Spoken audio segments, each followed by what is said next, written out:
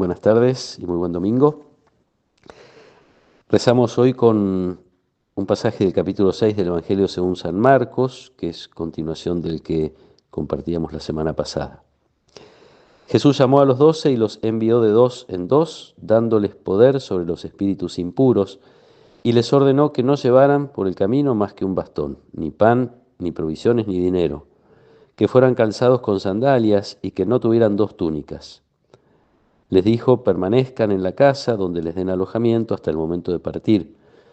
Si no los reciben en un lugar y la gente no los escucha, al salir de allí sacudan hasta el polvo de sus pies en testimonio contra ellos.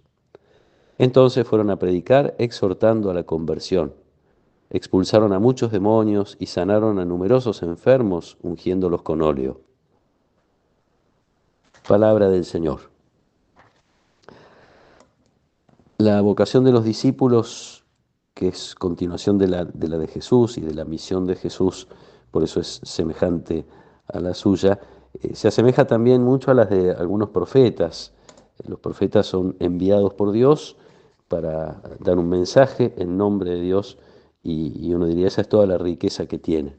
La primera lectura de la misa de hoy es un pasaje de la profecía de Amós, donde el profeta es invitado a retirarse porque el sacerdote no está conforme con el anuncio que él está haciendo. Y la defensa, de algún modo, de Amós es mostrar que él ha sido enviado por Dios, que como que no tiene más que decir y no tiene además credenciales, no tiene capacidades previas. Y entonces se defiende diciendo: yo no soy profeta ni hijo de profetas, soy pastor y cultivador de sicómoros. Pero el Señor me sacó de detrás del rebaño y me dijo: ve a profetizar a mi pueblo Israel. Es enviado por Dios y lo único que tiene es eso, las palabras que Dios le envía a decir, palabras que caen mal, como digo, entonces se asemeja a muchos profetas que son perseguidos por eso. Es lo mismo que le pasa a Jesús, lo mismo que le pasa a los discípulos. Esta conciencia de que la misión es de Dios y de que no se tienen condiciones previas es muy sana, y es una pobreza interior muy profunda que conduce entonces a la pobreza exterior. El signo de los discípulos es no tener más que una túnica, sandalias, no llevar dinero ni alimentos para el camino, confiando plenamente en ese envío. Y les da también libertad frente al rechazo. Acá hay que recordar lo que acababa de pasar, que escuchamos el domingo pasado. Jesús fue rechazado en Nazaret y lejos de quedarse, de detenerse en ese rechazo, junta a los discípulos y los envía. La misión tiene que seguir. Esta pobreza, esta libertad interior va acompañada del poder que Jesús les da. Poder sobre los espíritus impuros, poder sobre todo aquello que hace mal a las personas o que las esclaviza, van a eso. Y esto incluye también el llamado a la conversión. Y uno enseguida se imagina, o podemos recordar a lo mejor algunas imágenes de personas, muchas veces los curas desde los púlpitos gritando: ustedes son todos pecadores.